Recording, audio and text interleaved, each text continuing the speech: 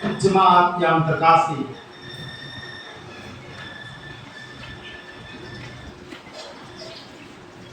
tema hari ini, pergilah dan beritakanlah Injil Tuhan.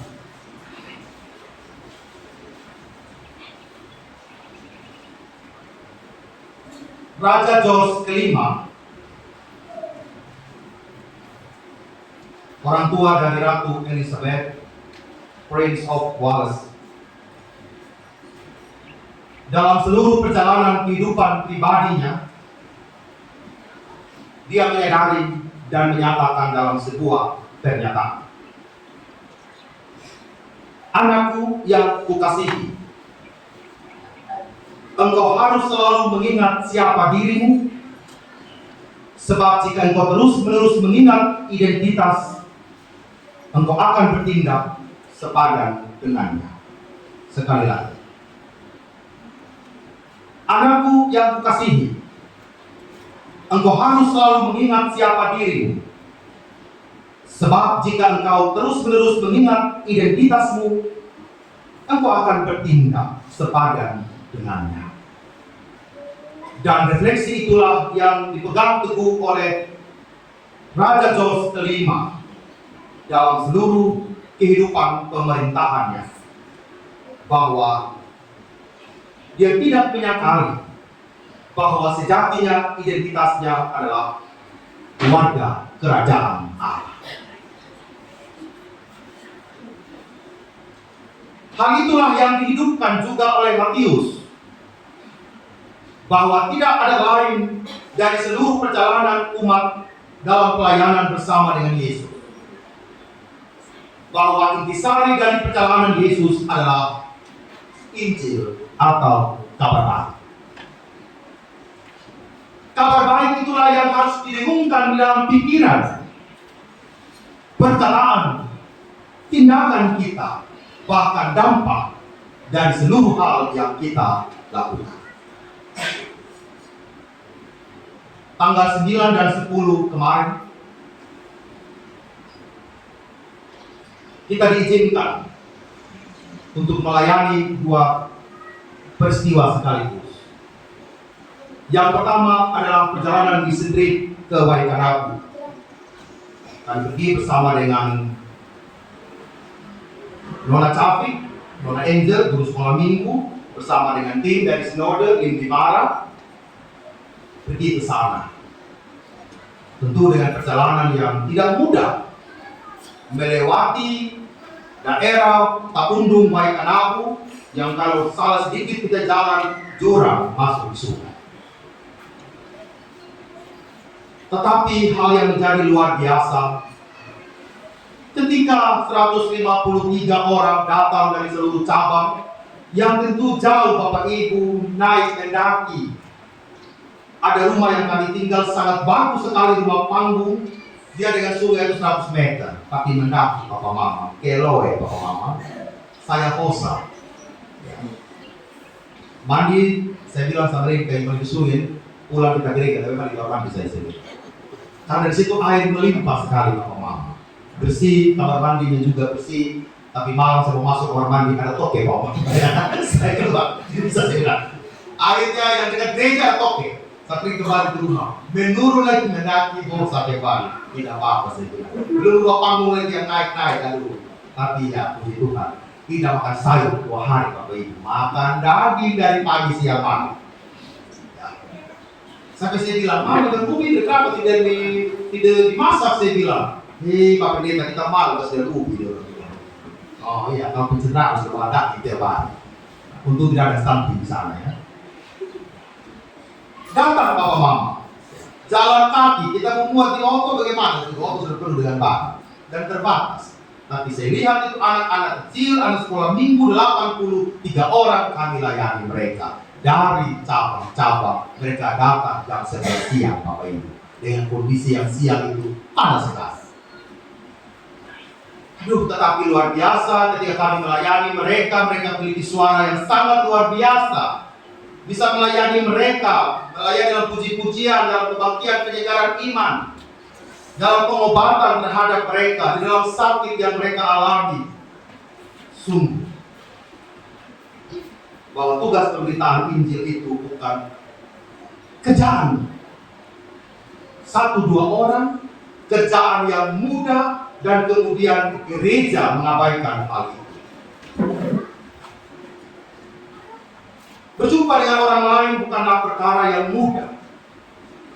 Selain kesulitan medan untuk berjalan, kesulitan juga untuk menjangkau mereka yang kadang-kala latar belakang kita berbeda. Hari kedua kita mau ada acara juga pertemuan. Ternyata janjiannya jam 9 Papa Mama, mulai acara jam 3 sore. Saya bilang begini, tidak bisa begitu. Kita lambat. Jadi memang beritanya adalah Injil itu harus kita beritakan bahwa waktu itu penting juga. Kita sudah mandi dari pagi jam 8, keringat lagi. Masuk kamar mandi lagi. Jam 12 untuk sidang lancar jaya di sana. Sampai A sama Vikaris. Sudah ada orang belum Pak Pendeta. Baru satu jemaat yang datang dari Parekarenga. Tarimbang belum. Mata hari tahu umbak mas dan baik dan sana Bapak Ibu. Dia putar ngapu dulu, berenang di sana. Woi, kapal tahu sampai jam 3 baru mulai. Jam 2 sudah sampai, mereka bilang, Pak Pendeta, kita makan siang dulu. Apa jadi cerita sudah? Tidak gampang. Merubah hal itu, bahwa waktu itu penting juga. Oh, tidak mudah bagi mereka. Harus ada pemberitaan juga di sana. Jadi apa yang mau dikatakan melalui pemberitaan Injil? Yang pertama, kita menjadi serupa Kristus dalam inkarnasi. Sekali lagi, mengapa kita harus memberitakan Injil? Karena kita menjadi serupa dengan Kristus dalam inkarnasinya.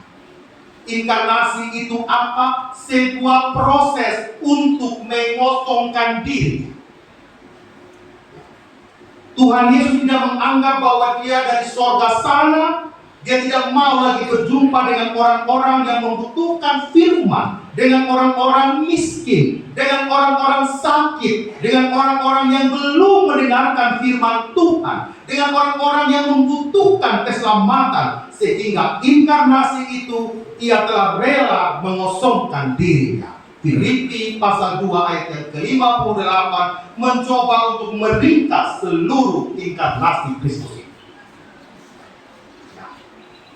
Walaupun ia tidak menganggap kesetaraan dengan Allah itu sebagai milik yang harus dipertahankan, melainkan telah mengosongkan dirinya sendiri, mengambil rupa seorang hamba, menjadi sama dengan manusia, dan dalam keadaan sebagai manusia ia merendahkan dirinya, taat sampai mati, bahkan sampai mati di kayu salib.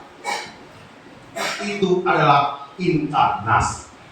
Kalau kita ingkar janji, seringnya begitu.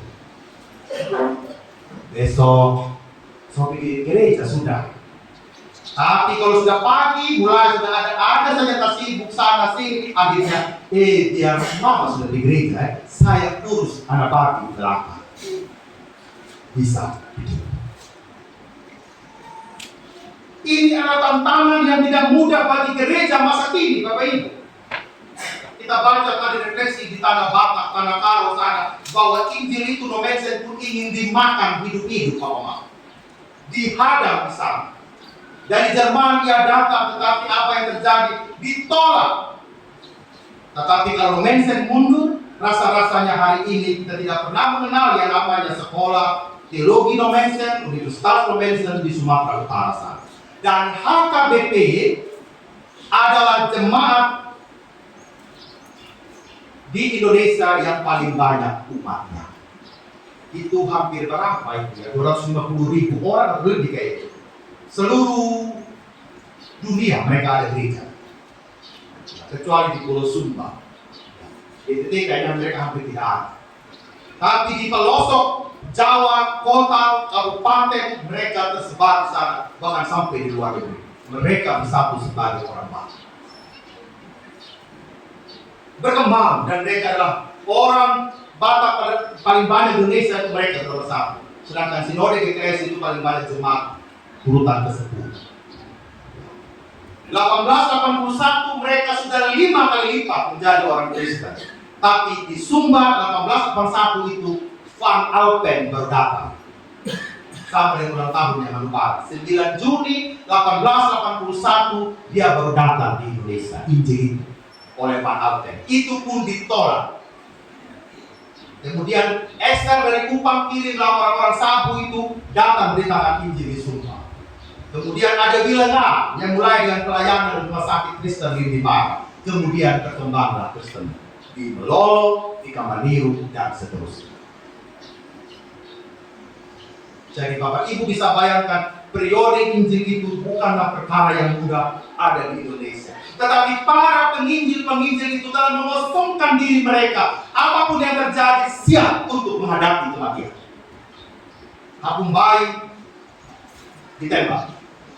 Kita juga punya pendeta Dawa yang sangat luar biasa. Sebagai pendeta pertama di Pulau Sumba. Kampung Bayi martir pertama di Pulau Sumba. Juru Injil atau Maretang dibunuh di Tanah Sana. Jadi tahun depan Sinode akan merayakan 145 tahun Injil masuk di Tanah Sumba. Kita akan kebaktian di Tanah Banas. Sekalian ulang tahun yang baru, kita ulang tahun saat tahun depan kalau Tuhan berkenan. 8 tahun kita sudah seminggu rayakan di Injil ketika atau Maretang itu dibuang ke dalam sumur oleh Jepang.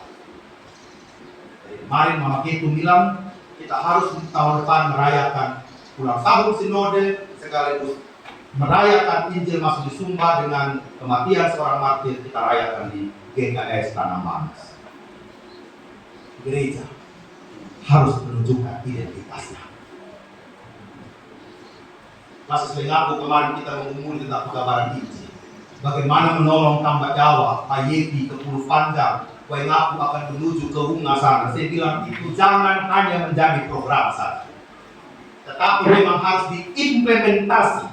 Apa sebenarnya kita ini hanya dia terkungkung di dalam ruangan kita saja. Apalagi sudah asik kita depan ini. Terima kasih Bapak Ibu yang menyumbang. Kita semakin semangat. Kalau Tuhan memberkati kita, berarti tugas kita harus apa Bapak Mama? Memberkati orang lain. Harus memberkati orang lain. Kita penuh semangat. Hal yang kedua, kita menjadi serupa Kristus dalam pelayanan. Dia bilang apa? Pergilah jadikanlah semua bangsa muridku. Itu pelayanan Yesus. Menjadi murid berarti menjadi teman.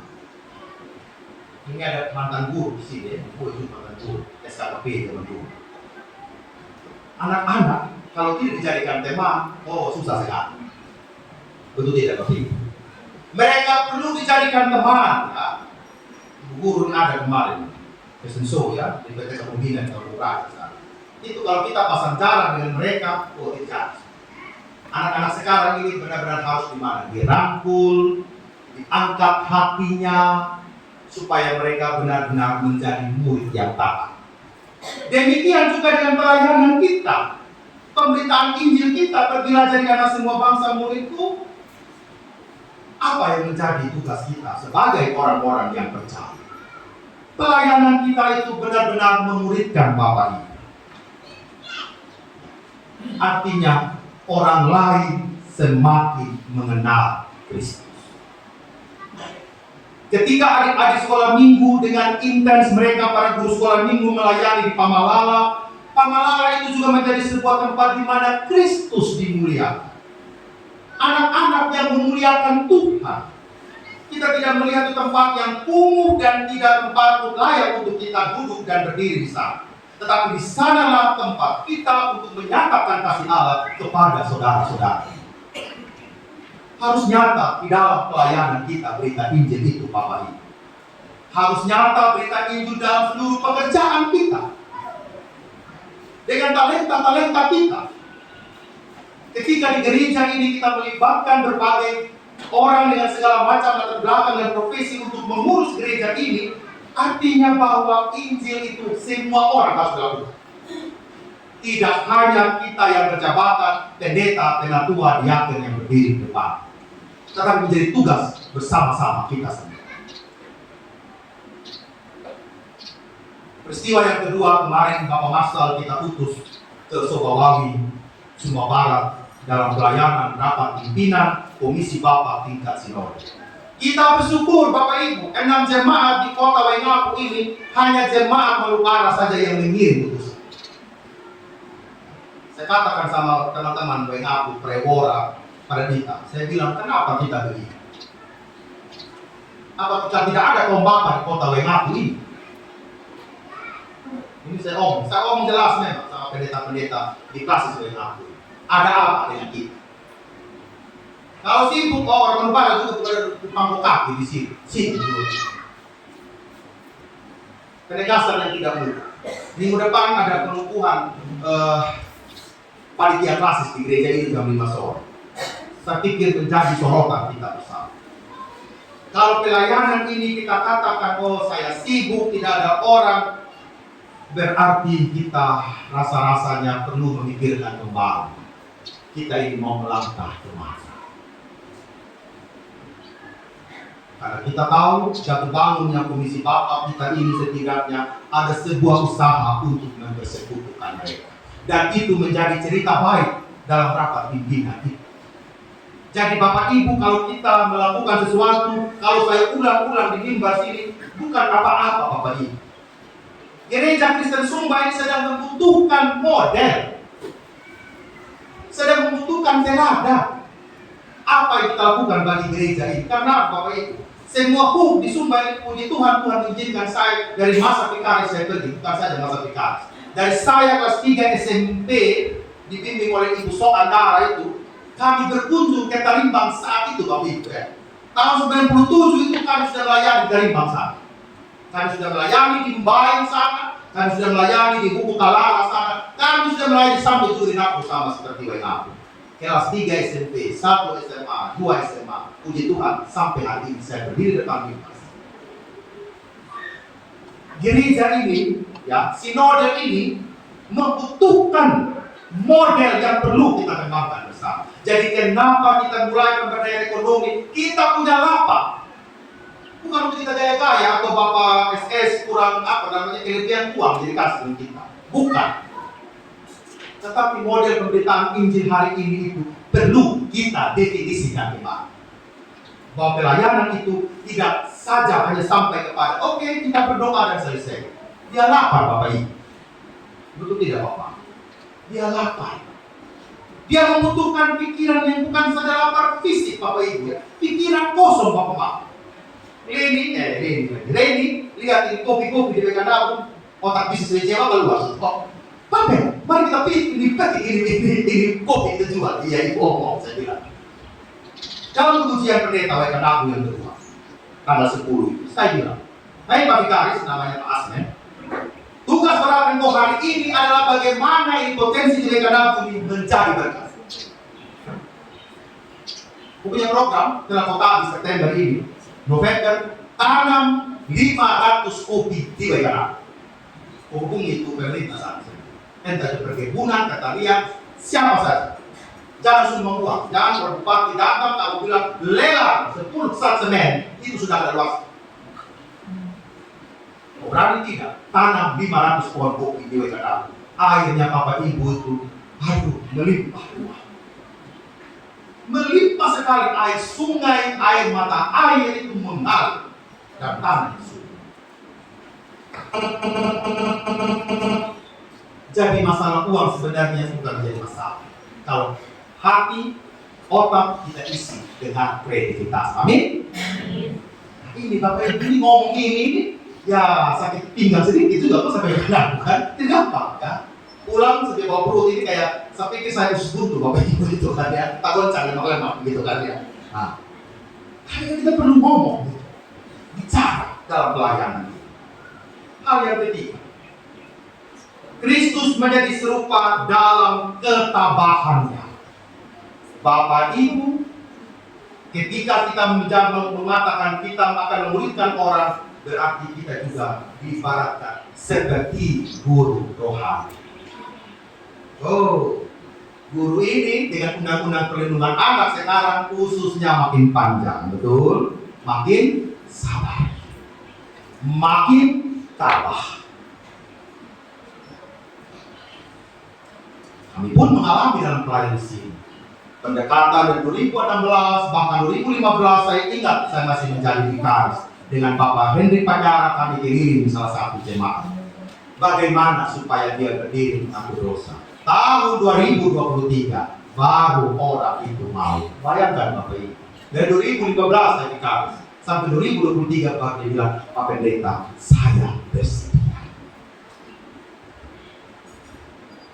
Itu kalau tidak ada ketabahan di hati, kalau kita hanya mengatakan kasih dia sudah sama dia, terserah dia sudah, persetan sudah, manusia bilang persen dengan setan.